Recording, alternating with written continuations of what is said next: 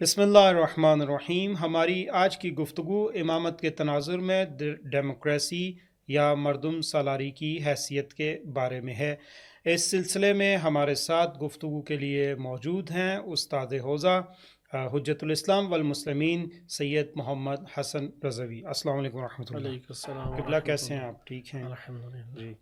تو ہم آج آپ کی خدمت میں یہ سوال رکھتے ہیں کہ جس طرح ہم جانتے ہیں کہ معاشرے کو زندہ رہنے کے لیے قانون، حکومت، حاکم اس کی ضرورت ہوتی ہے، اس کے بنا معاشرہ آگے نہیں بڑھ سکتا۔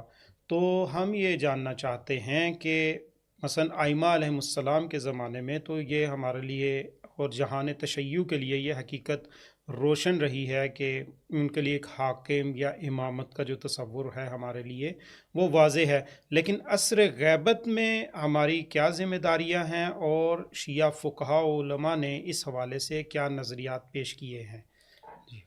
جی ہاں، جو مکتب تشیع کی، چونکہ آپ کی گفتگو کا اس وقت دائرہ کار ہے، وہ مکتب تشیع بالخصوص ہے، چونکہ امت اسلامیہ میں اس حوالے سے متعدد نظریات رہے ہیں۔ مثلا خوارج کسی حکومت کے قائل ہی نہیں تھے۔ یہ بات میں اس لیے کر رہا ہوں کہ ابھی اس حوالے سے آپ دیکھیں گے کہ کچھ ایسے ہی نظریات کی ہمیں جھلک نظر آتی ہے۔ خوارج کہتے تھے کہ حکومت اللہ تعالیٰ کے ساتھ خاص ہے، ان الحکم الا للہ، اللہ کے علاوہ کسی کے لیے بھی حکومت نہیں ہے۔ اس حد تک اختلاف کوئی نہیں کرتا، لیکن وہ کہتے تھے حکومت کسی کے لیے نہیں ہے۔ البتہ یہ ساری گفتگو پھر جو ابھی آپ نے مقدمے میں بہت اچھا نقطہ ذکر کیا، کوئی بھی قوم، کوئی بھی ریاست، کوئی بھی معاشرہ وہ قانون، حکومت اور حاکم کے بغیر نہیں رہ سکتا، وإلا وہ معاشرہ تباہ ہو جائے گا، قتل و غارت اور فساد اور فتنے کا شکار ہو کے کرۂ ارض سے مٹ جائے گا۔ اس لیے قبائلی حکومت سب سے قدیمی ہمارے پاس آثار قدیمہ میں شواہد اس کے ملتے ہیں۔ وہ قبائل میں بھی قبائلی سردار ہوتا تھا، قبائل کے اپنے قوانین ہوتے تھے، ان کا بھی اپنا جرگہ یا اسی طرح سے بیٹھک یا مختلف طور طریقوں کے تحت عدالتی کارروائیاں ہوتی تھیں۔ لہٰذا ایک چھوٹا سا قبیلہ بھی قانون، حکومت و حاکم کے بغیر نہیں رہ سکتا۔ یہ شیعہ سنی اور اسی طریقے سے مسلم غیر مسلم یا آپ یہ کہہ لیں کہ ملحد ہیں، ایتھیسٹ ہیں، سب کے سب مکاتب اس بات کے قائل ہیں کہ کسی معاشرے کی بقا کے لیے اور کسی معاشرے کے اندر زندگی بسر کرنے کے مواقع کے ایجاد اور اس کو قائم رکھنے کے لیے قانون، حاکم اور حکومت ضروری ہے۔ ہم یہ ضروری ہونا بہت واضح ہے، صحیح، اظہر من الشمس ہے، جسے آپ کہتے ہیں بدیہی ہے۔ اب جب یہ بات ہمارے لیے طے ہو گئی تو دین اسلام وہ بھی یقیناً اس حوالے سے موقف رکھتا ہوگا۔ تو یہ بھی آپ نے مقدمے میں بات حل کر دی کہ امت اسلامیہ میں تمام کے تمام مکاتب اس بات کے قائل ہیں کہ حکومت، حاکم اور قانون ہونا چاہیے۔ خوارج واحد ایک ایسا گروہ ہے جو بشر کے حاکمیت کا قائل نہیں ہے، وہ کہتا ہے کہ صرف اللہ تعالیٰ حاکم ہوگا۔ اچھا، بقیہ جتنے بھی مکاتب فکر ہیں مگر عالم اسلام کے، وہ قائل ہیں کہ نہیں، اللہ تعالیٰ کی جانب سے حکومت دی جائے گی۔ بلا شک و شبہ ولایت اور حاکمیت اصل میں اللہ کے لیے ہے، اور جب غیر اللہ کی طرف آتے ہیں تو اصل عدم ولایت، یعنی غیر اللہ کے پاس جب بھی ہم کہیں گے حاکمیت ہے یا ولایت ہے تو یہاں پہ پہلا سوال ہم کریں گے کہ کیا دلیل ہے کہ اللہ نے دی ہے، چونکہ اللہ کے علاوہ کوئی نہیں دے سکتا۔ بالکل اللہ سبحانہ وتعالیٰ نے کیا دلیلیں دی ہے۔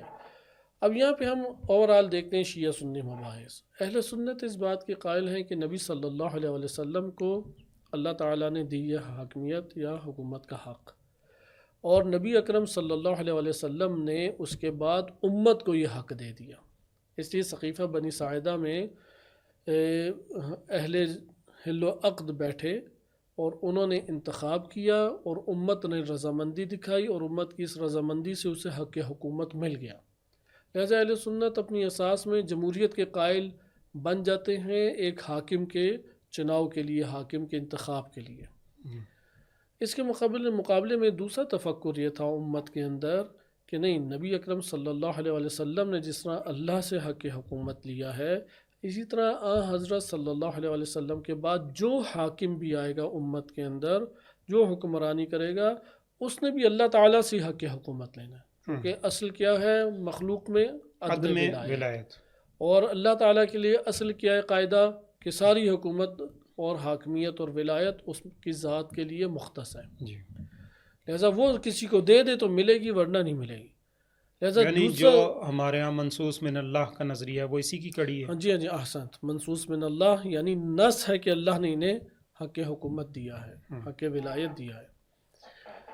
امت میں یہ پھر تفکر، دوسرا تفکر یہ تھا کہ امیر المومنین علیہ الصلوۃ والسلام وہ ہستی اور شخصیت ہیں کہ جنہیں اللہ تعالیٰ کے حکم سے نبی اکرم صلی اللہ علیہ وسلم نے یہ سپرد کیا حق اور حق حکومت ان کو اللہ تعالیٰ کی جانب سے بتوسط رسول صلی اللہ علیہ وسلم عنایت ہوا، اور اس طرح 12 ائمہ علیہ السلام کو عنایت ہوئی۔ اس لیے 12 ائمہ علیہ السلام تک بالخصوص مکتب تشیع یا شیعہ اثنا عشری میں کسی قسم کا اختلاف نہیں ہے کہ اللہ تعالیٰ نے انہیں حق حکومت دیا، عوام نے نہیں، اور ان کے پاس جو حکومت اور رہبری اور حکمرانی کرنے کا حق ہے وہ اللہ سبحانہ و تعالیٰ نے نبی صلی اللہ علیہ وسلم اور بقیہ نصوص اور احادیث اس کی زبانی عطا کی ہے، اس میں کسی قسم کا شک نہیں ہے۔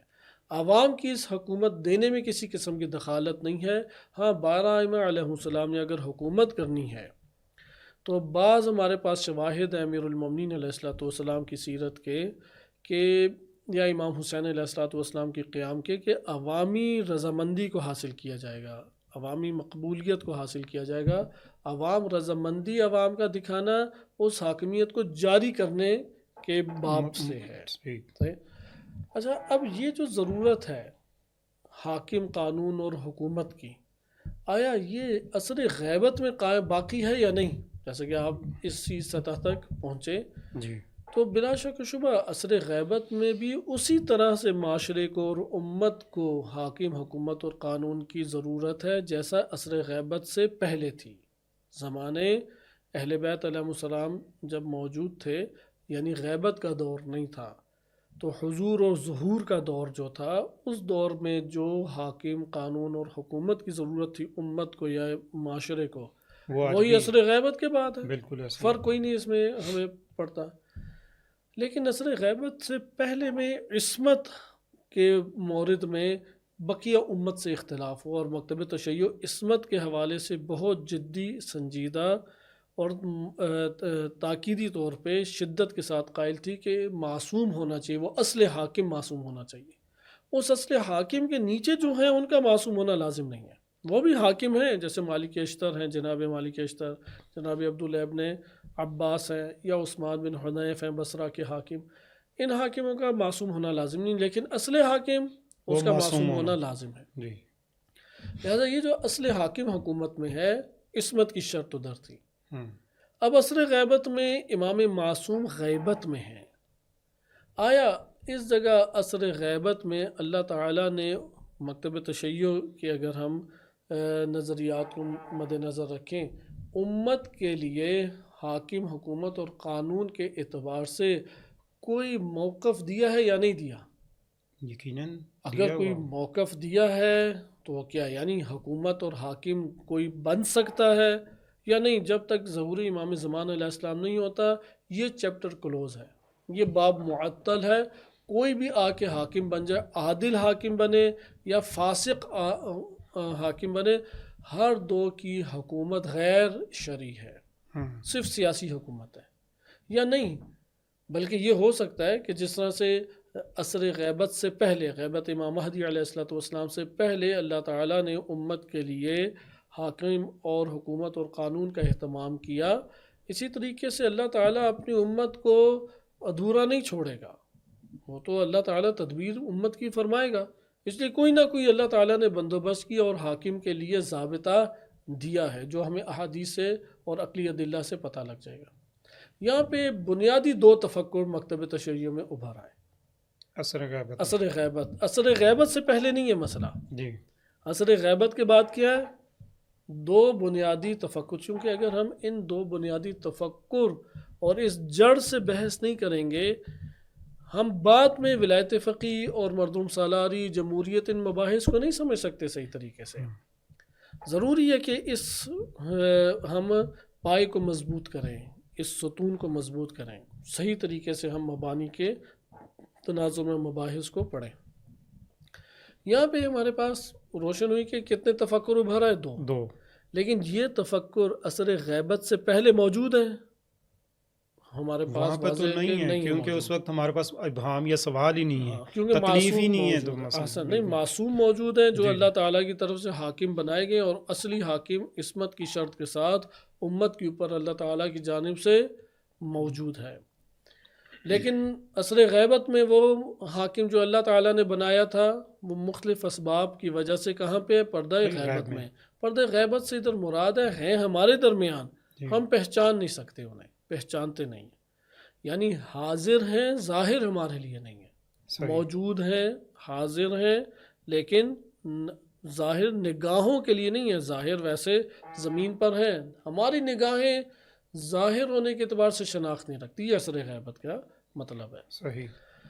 اثر غیبت میں آیا کوئی حاکم اب ہو یا نہ ہو، حکومت حاکم اور قانون اسلامی یہ کوئی اہمیت اس طور پہ رکھتا ہے کہ اس کے ذریعے سے کوئی علاقہ، کوئی معاشرہ، کوئی ملک، کوئی ایک چھوٹا سا قصبہ محلہ چلایا جا سکے یا نہیں؟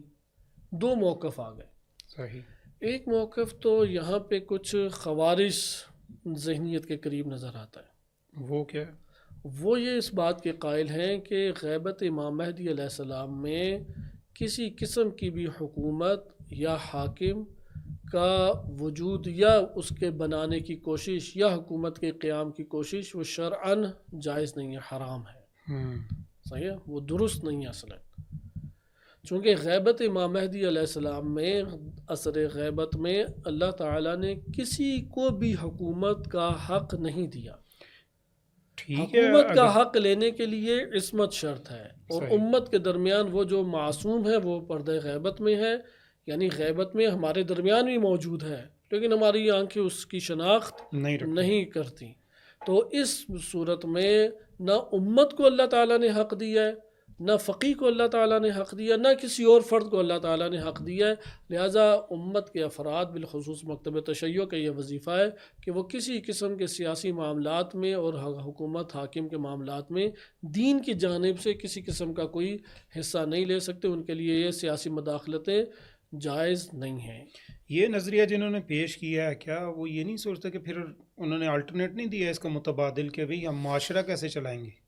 ان کے نظر میں معاشرہ جو ہے آپ حالت تقیہ میں ہیں، آپ اپنے گھروں میں بیٹھے رہیں، امام مہدی علیہ السلام کے ظہور کے لیے اس طور پہ راہ ہموار کریں، ان سے توسل کریں، ان کی تعلیمات پہ عمل کریں، نماز، روزہ، حج، زکوٰۃ، خمس وغیرہ اس کی ادائیگی کریں، اور امام علیہ السلام کے لیے اس طور پہ زمینہ فراہم کریں، دعائیں زیادہ کریں، تعجیل امام زمان علیہ السلام، مراسم ولادت شہادت کو خوب اور بہترین طریقے سے منائیں، اصل تشیع، دشمنان اہل بیت سے تبرہ اور تولا، یہ اس تو کو ابھاریں. پھر بدقسمتی کے ساتھ وہی امیر المومنین علیہ السلام کے زمانے والی صورتحال لوٹ آئے کہ مثلا امام ظہور کرتے ہیں یا آ جاتے ہیں اور ان کے عوان و انصار آمادہ ہی نہیں ہے، وہ وہاں پہ دعائیں اور اپنے دنیا کے امور میں اس میں مشغول ہیں. مسائل تو بہت سارے ادھر پیش آتے ہیں، لیکن یہ تفکر ایک چھایا و تفکر موجود رہا ہے، اور آج بھی ایک بڑی تعداد، ایک چھوٹی تعداد نہیں، بڑی تعداد مومنین کی، مجتہدین کی، اور بعض مراجع بھی اس تفکر کے قائل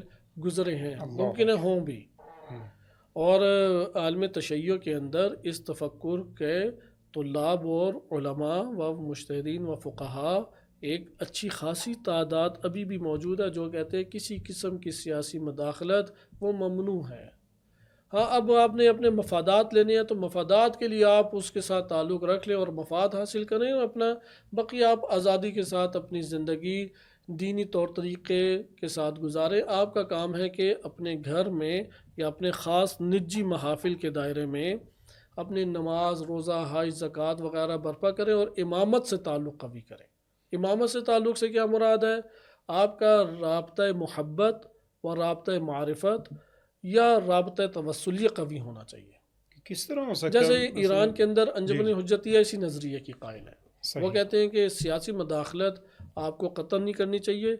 سیاسی طور پہ شاہ آ جائے یا سیاسی طور پہ امام خمینی رحمۃ اللہ علیہ آ جائے، آپ کے لیے دونوں ہی برابر ہیں، چونکہ دونوں ہی غیر شرعی ہیں، دونوں ہی حاکم غیر شرعی ہیں، آپ کے لیے فرق نہیں پڑتا. ہاں، یہ ہے کہ ان دونوں میں سے کس سے آپ کا مفاد بہتر حاصل ہوتا ہے، آپ اس کا انتخاب کریں، لیکن یہ دینی اعتبار سے نہیں ہے، یہ آپ دنیاوی سروائیو کرنے کے لیے، اپنی زندگی بسر کرنے کے لیے آپ کو ضرورت ہے، ورنہ حکومت کے قیام کے لیے اور حاکم بننے کے لیے عصمت شرط ہے، اور عصمت کو اللہ تعالیٰ نے حکومت کرنے کا حق دیا، معصوم نہیں، تو کسی کی بھی حکومت ہمارے سر پہ نہیں ہوگی، جو آ کے حکومت کر لے۔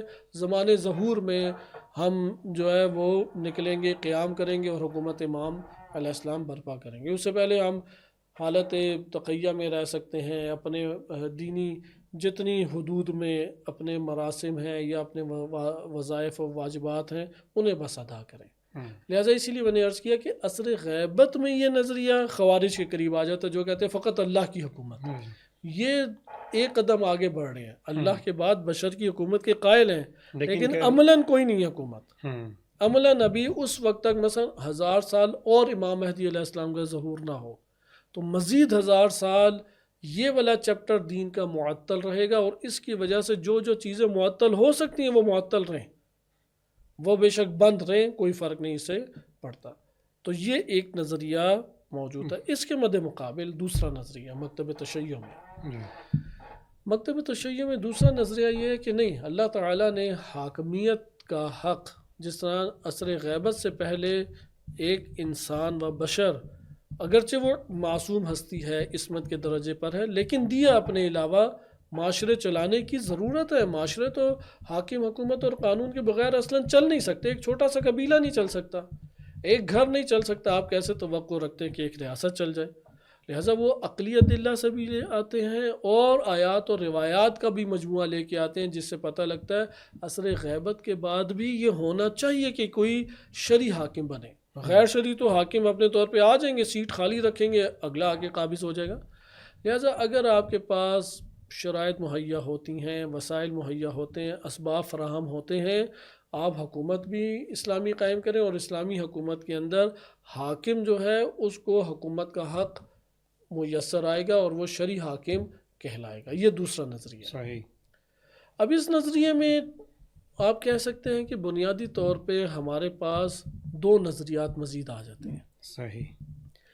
یہ جو دو نظریات ہیں یہ ہمارے پاس مہم ہیں، یعنی اب بس آپ نے دیکھا کہ ایک تو ایک وہ آ گئے جو اصلاً کہتے ہیں کہ عصر غیبت میں کسی بھی حکومت ہونی نہیں چاہیے، اور ان سے بعض کہتے ہیں حرام ہے۔ صحیح۔ اب ممکن ہے سارے یہ نہ کہتے ہیں حرام ہے، کہتے ہیں ممنوع ہے، سیاسی مداخلتیں کوئی نہیں کرنی، آپ اپنے عبادات کو انجام دیں، یعنی توزیع المسائل پہ عمل کریں، مفاد الجنات پہ خاموشی سے عمل کریں، مشترکہ آپ نے محافل جمانی ہو تو صرف ایک دائرے میں نجی محافل آپ جمائیں، آپ کو کوئی حکومت اور سیاسی اس میں نہیں کرنا۔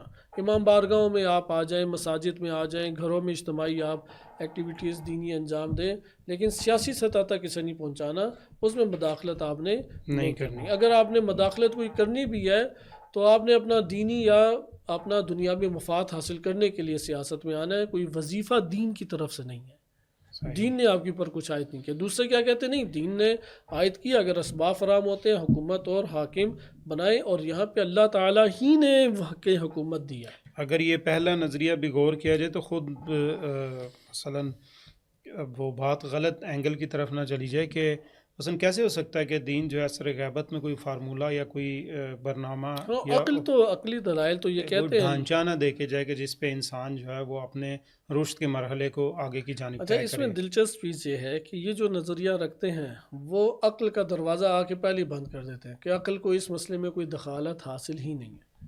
اللہ۔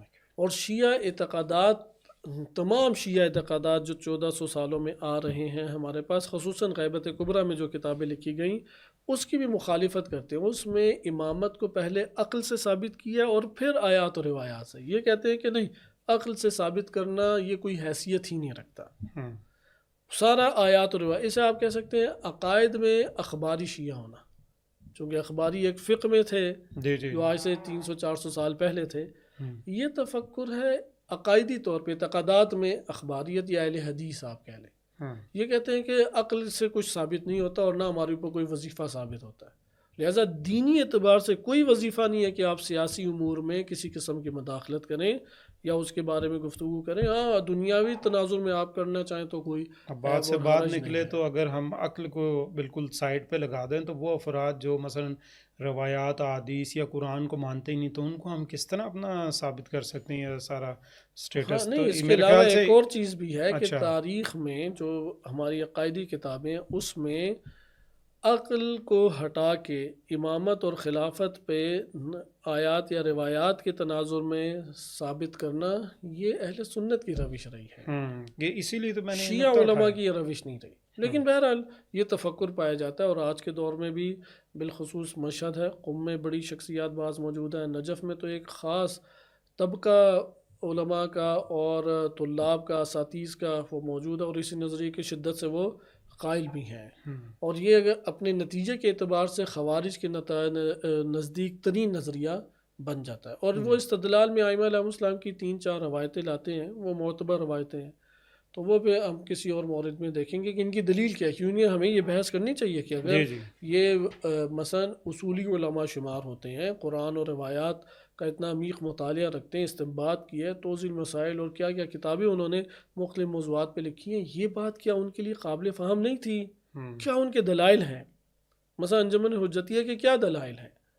یا اسی طرح جو سربراہان گزرے ہیں جیسے آیت اللہ مرزا مہدی اصفہانی رحمۃ اللہ علیہ ہیں، شیخ محمود حلبی رحمۃ اللہ علیہ، یا اس طرح کی بزرگ شخصیات، اور ان کے نظریات اس حوالے سے کیا تھے، اس کے اوپر ہم الگ سے گفتگو کریں گے. سیاسی تناظر میں وہ جو سیاسی مداخلت کو ممنوع قرار دیتے تھے یا حرام، کیونکہ جب ممنوع کہتے ہیں تو بعض اس کو یہ قرار دیتے ہیں دین نے کوئی وظیفہ قرار نہیں دیا، لیکن بعض تو حکم شرعی جاری کرتے ہیں کہ حرام ہے اصلا مداخلت سیاسی، اس میں سیاسی امور میں مداخلت.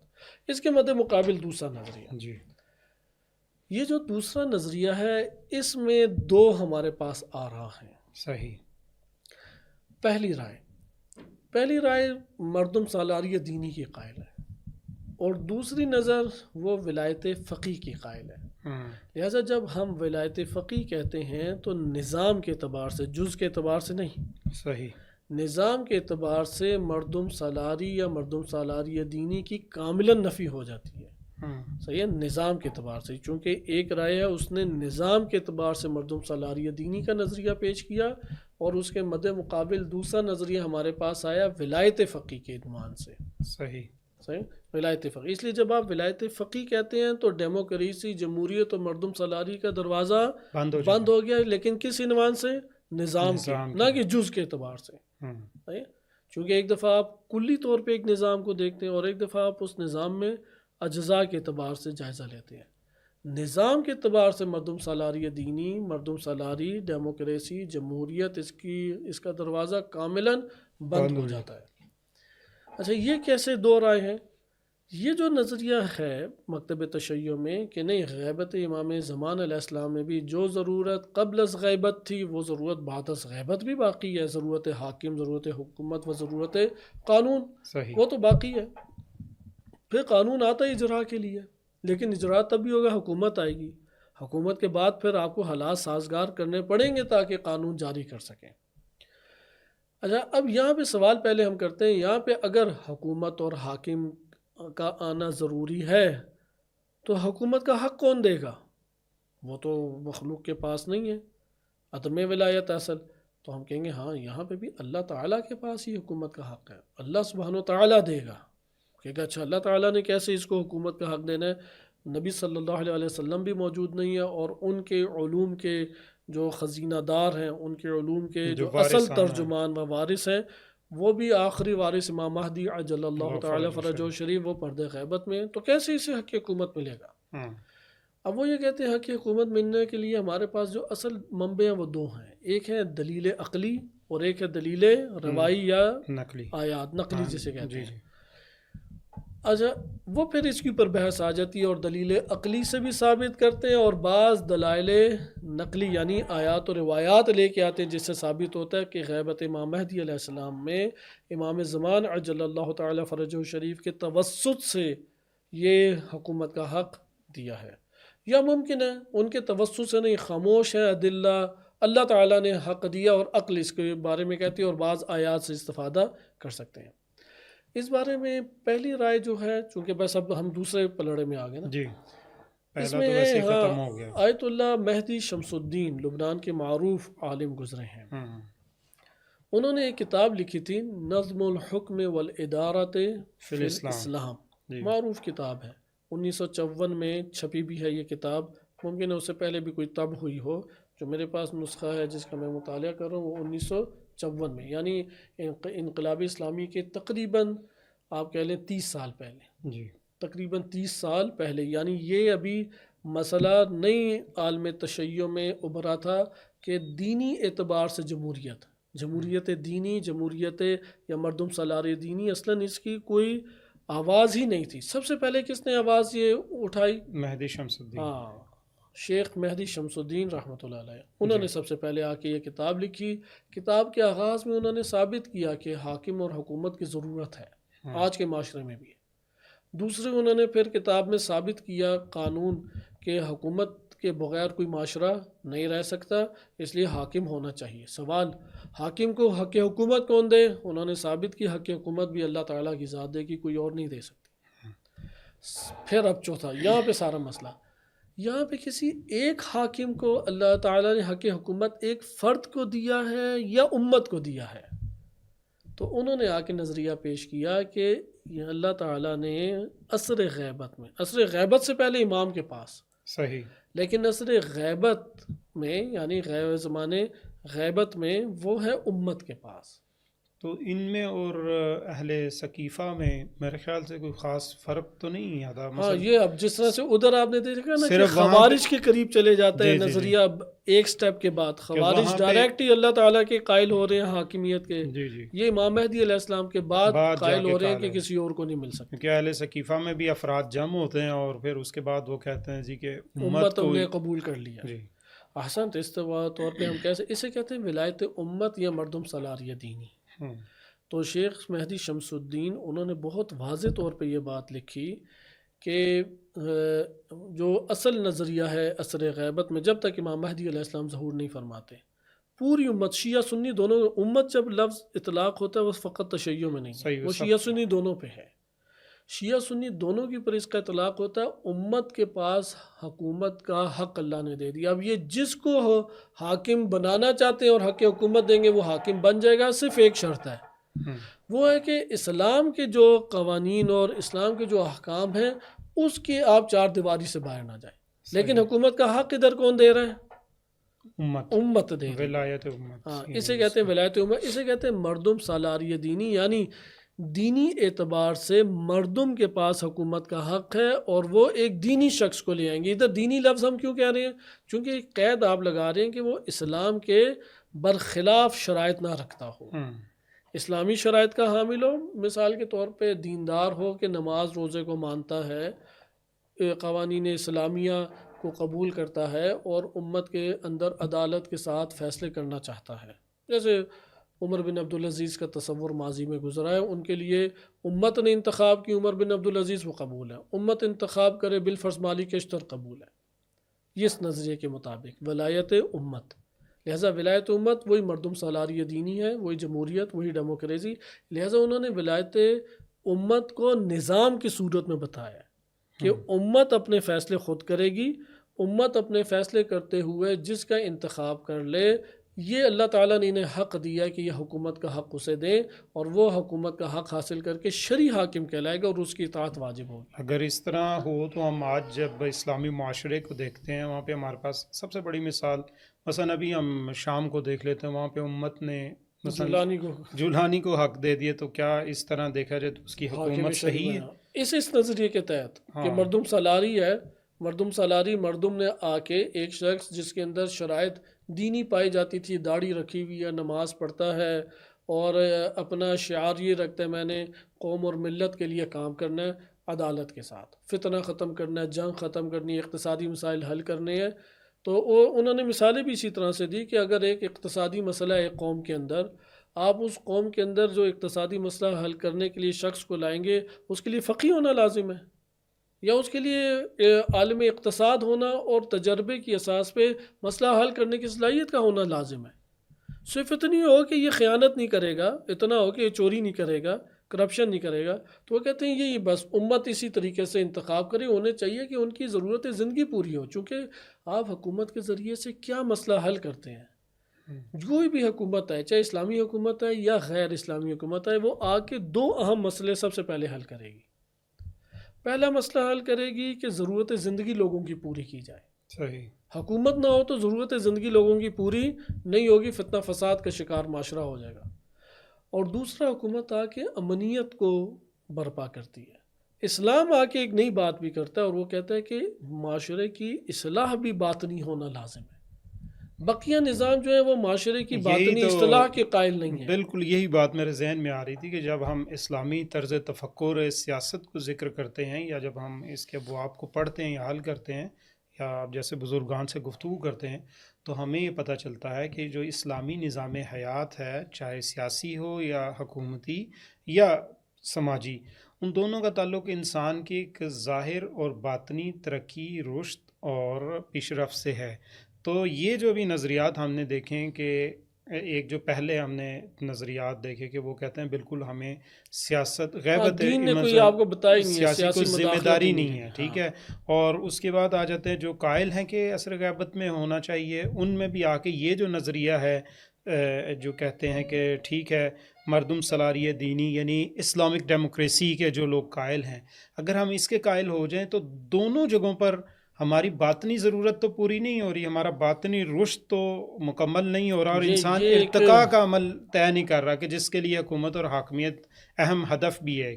تو پھر یہ کیسے یعنی ہم یقیناً اس کو قبول تو ہم نہیں کر سکتے. تو اس کے مقابلے میں جو بات آتی ہے ولایت فقیہ کے حوالے سے وہ تھوڑا سا واضح کریں کہ جی. وہ میں کیسے. ولایت فقیہ کی طرف بھی آتا ہوں اور اس میں یہ عرض کرتا چلوں کہ وہ جو نظریہ ولایت امت یا مردم سالاری دینی، وہ اس بات کے قائل ہیں کہ دین اسلام نے کوئی پیچھے عصر غیبت میں بالخصوص کوئی خاص نظام نہیں دیا، نہ اقتصادی نظام، نہ سیاسی نظام، نہ کچھ. صرف یہ تاکید کی ہے کہ جو اللہ تعالیٰ نے احکام اتارے ہیں اس کے مخالفت نہ ہو، اس کے دائرے سے باہر نہ آئے.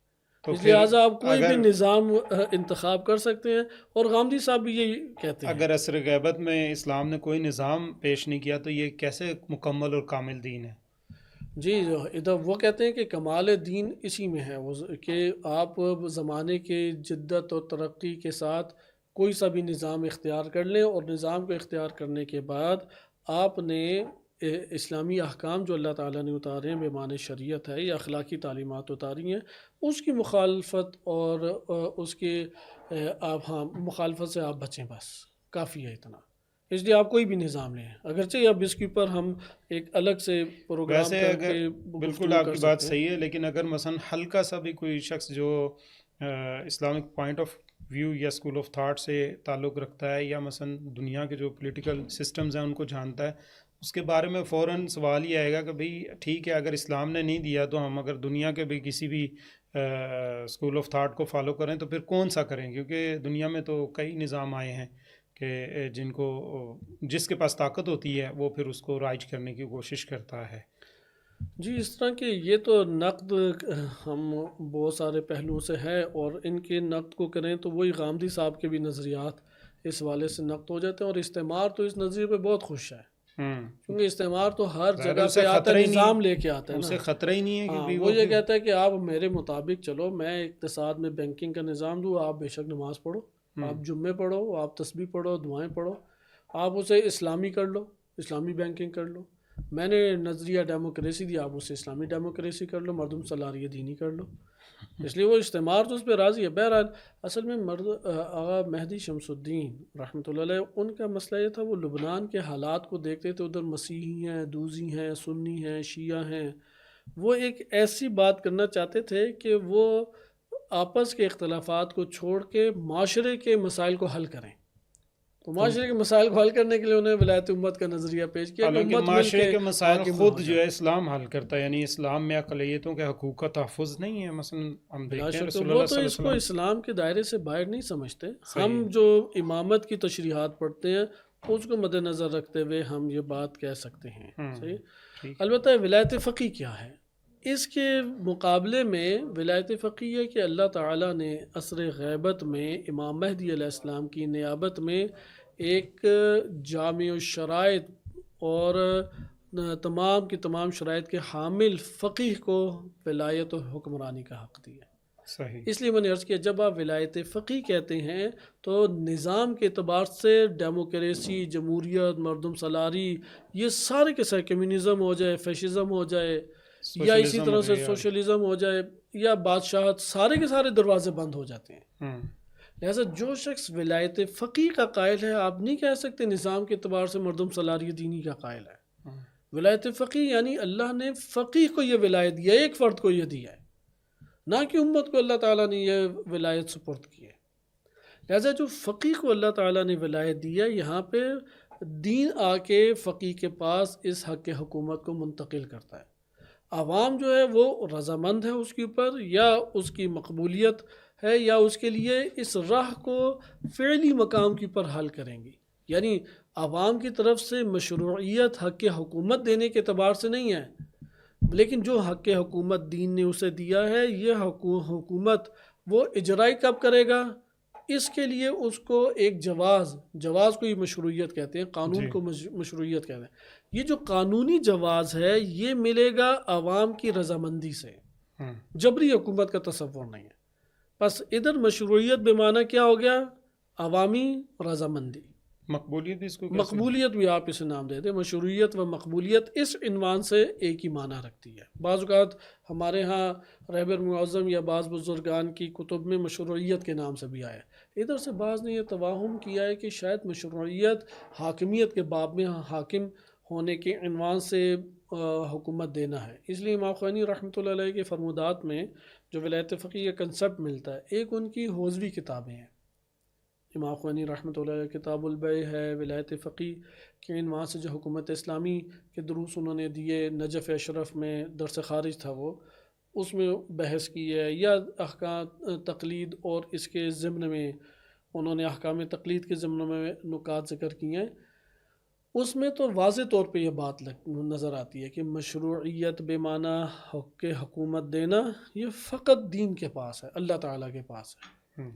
اور عوام نے کیا کرنا ہے، رضامند ہو کے اسے قبول کرنا ہے، اور قبول کرنے کے بعد اجرائی مرحلے میں، یعنی اگر عوام قبول نہ کریں تو اجرائی مرحلے میں قانونی جواز نہیں ہے کہ یہ حکومت کرے. اجرائی مرحلے میں قانونی جواز کب اس کے پاس آئے گا، جب عوام رضامند ہو، عوام اسے قبول کرے. عوام کا قبولیت اور رضامندی اسے یہ قانونی جواز دے رہا ہے کہ جو اللہ نے تمہیں حکومت دی ہے وہ تم اب آ کے ہمارے اوپر جاری کرو. اس کو کہتے ہیں آج کی نئی اصطلاح میں ولایت انتصابی. اس کو ہم انشاءاللہ کسی اور مورد میں پڑھیں گے. اس کے مد مقابل بعض کہتے ہیں نہیں، دو رکن ہیں، اللہ نے بھی حق کی حکومت دی ہے اور عوام بھی کس طور پہ حکومت کا حق دیتی ہے. یہ کچھ ولایت انتخابی کے نام سے کچھ اس طرح کی بات چیت کی جاتی ہے، اور وہ کہتے ہیں کہ امام خمینی رحمۃ اللہ علیہ کے بعض فرمودات اس کی طرف اشارہ کرتے ہیں، جبکہ ان کے جو نظریات ہیں اور جو انہوں نے نظریات ولایت فقیہ کے باب میں باندھے ہیں وہ اصلاً اس کے ساتھ سازگار نہیں ہیں. نہ نظامی امامت اور امامت کی جو ہم دلیل پڑھتے ہیں، چونکہ بالآخر ولایت فقیہ فقہ کے اندر یہ اصطلاح ہے. آپ عقائد میں ہی نیابت امامت کی بحث پڑھیں، ادھر لفظ امام استعمال ہوتا ہے، لفظ ولی استعمال ہوتا ہے. صحیح. تو یہاں پہ آپ ادھر ملاحظہ کریں گے کہ امامت کی بحث سے سازگار ترین جو ہمارے پاس صورت آتی ہے وہ ولایت انتصابی کا مرحلہ ہے، ولایت انتصابی ہے. صحیح. ولایت انتصابی اور انتخابی میں کیا فرق ہے یہ ہم الگ پڑھیں گے، لیکن آج کی جو ہماری بحث تھی وہ یہ تھی کہ ولایت فقیہ کا نظریہ وہ مردم سالاری کے خلاف ایک نظریہ ہے. جی. نظام کے اعتبار سے نظام ولایت فقیہ نظام جمہوریت، نظام مردم سالاری یا نظام مردم سالاری دینی یا ڈیموکریسی دینی، جو کہ شیخ مہدی شمس الدین رحمۃ اللہ علیہ نے نظریہ پیش کیا، اس کے برخلاف ہے. شیخ مہدی شمس الدین اس قدر اس حوالے سے جذباتی تھے، امام خمینی رحمۃ اللہ علیہ کی شخصیت کے بڑے معتقد تھے. صحیح. لیکن اس قدر اس اپنے نظریے کے قائل تھے، وہ کہتے تھے کہ ارض پہ سب سے بڑی بدعت جو ہے وہ ولایت فقیہ کا نظریہ، یعنی مردم سالاری دینی کے اتنی شدت کے ساتھ وہ قائل تھے. اور پھر وہ کہتے تھے ایران کی چونکہ امت نے، ایران کی قوم ایرانی نے اس کا انتخاب کیا ہے، اس لیے میرے نظریے کے تحت یہ بے حد صحیح ہے. اس لیے وہ اپنے اس نظریے اس کے باب سے آتے تھے. اور اس طور پہ تو امت ٹوٹ گئی. اس لیے اس نظریے کو آج آپ دیکھیں نیٹ کے اوپر صبح طفیلی ہیں جو خاص استعمار کے ہاتھوں میں بیٹھے ہوئے ہیں اور خوب پرچار کر رہے ہیں ولایت امت کے نظریے کا. وہ کہتے ہیں لبنانی اپنا فیصلہ خود کریں، عراقی خود کریں، استعمار آ کے ہر گاؤں اور شہر کو الگ ملک بناتے رہے، اور یہ نظریہ آگے کہتا ہے آپ اس کے مطابق اپنا حاکم اور اپنا نظام مفادات کی خاطر خود چنتے رہیں. یعنی جولانی جیسی جو شخصیت آتی ہے وہ آ کے ہمارے اوپر حاکم ہوتی رہے، بس داڑھی رکھو، نماز پڑھو اور اپنے حدود احکام شریعہ و اخلاق کے دائرے میں زندگی بسر کرو. جولانی تو بدنام ہو گیا ہے، وإلا اگر ہم دیکھیں تو پورے جو مشرق وسطیٰ کے بادشاہ ہیں ان کا بھی تقریباً حال جولانی جیسا ہی ہے، صرف ظاہری خد و خال میں تھوڑی سی یعنی اس تبدیلی ہے. نظریے کے تحت وہ چاہتے ہیں کہ آپ کی ریاست کے فقط مسائل حل ہوں، آپ کے بنیادی مسائل، ضرورت زندگی لوگوں کی پوری ہو، امنیت آئے، یہ مسائل حل ہوں، بقیہ چیزیں آپ رہنے دیں. اور اس کے مد مقابل کون سا نظریہ؟ فقیہ کو ولایت دین نے دی اللہ تعالیٰ نے، اور فقیہ کی جو ولایت ہے وہ اجرا کے مرحلے میں کس کی محتاج ہے؟ جب عوام انتخاب کریں. اس کو ہم نے فقہی احکام سے بھی ایک میں مثال دیتا ہوں. احکام شریعہ جب اللہ تعالیٰ نے خلق فرمائے ہیں تو مصلحت اور مفسدہ کو دیکھا ہے. جی ہاں، مصلحت اور مفسدہ وہ علت ہے، سبب ہے احکام کو ایجاد کرنے کی. اچھا، اب جب اس احکام نے جاری ہونا ہے تو ادھر ہم نے اس مکلف کو بھی دیکھنا ہے نا کہ وہ قوت اور استطاعت رکھتا ہے یا نہیں، جی ہاں، مکلف زندہ ہے یا نہیں، حی ہے، عاقل ہے، بالغ ہے، دیگر شرائط ہے. ادھر اس کو کہتے ہیں ان شرائط کے مجموعے کو موضوع. جی ہاں، اب موضوع ہوگا تو حکم جاری ہوگا. بالکل ایسا. بس حکم کی ایجاد میں مصلحت اور مفسدہ سبب ہے، لیکن حکم کے اجرا میں کون سبب بن رہا ہے؟ موضوع، وہ شرائط. ادھر بھی اسی طرح صحیح کہ حاکمیت دینے میں اللہ تعالیٰ کی طرف سے حاکمیت عطا ہو رہی ہے، دین کی طرف سے حاکمیت فقیہ کو ادا ہو رہی ہے، لیکن فقیہ نے جب اس کو اجرا کرنا ہے تو ادھر اسے قانونی جواز کہاں سے ملے گا؟ وہ عوام کی رضامندی سے. یہ ہمارے پاس ولایت فقیہ کا نظریہ آتا ہے. اس طرح سے ہمارے پاس پہ ولایت فقیہ میں دو نظریات آ جاتے ہیں. ایک قائل ہیں ولایت فقیہ کو وہ تمام اختیارات حاکم ہونے کے باب میں حاصل ہیں جو حکومت کرنے کے لیے ایک حاکم کے لیے ضروری ہیں، کوئی قید و بند نہیں ہے. جتنے ضروری ہیں حکومت کرنے کے لیے اختیارات وہ سب کس کو حاصل ہیں؟ اس حاکم کو. صحیح. چونکہ وہ وظیفہ ایک ادا کرنا ہے اس نے. جیسے امام جماعت نے، وہ اب امام اسے کہتے ہیں امام جماعت کو، اس نے جماعت پڑھانے کے لیے جو شرائط اس کی ہیں، امام معصوم ادھر ہوتے وہ بھی انہی شرائط کی رعایت کر رہے ہوتے چونکہ آپ نے وظیفہ ادا کرنا ہے. وہ اب امام معصوم وظیفہ ادا کریں جماعت پڑھانے کا یا غیر معصوم آ کے ادا کرے، جماعت کی جو شرائط ہیں اور احکام ہیں اس کی رعایت کر کے آپ نے نماز کو برپا کرنا ہے. ادھر بھی وہ کہتے ہیں کہ حاکمیت ایک شرعی الہی آپ کے اوپر وظیفہ ہے.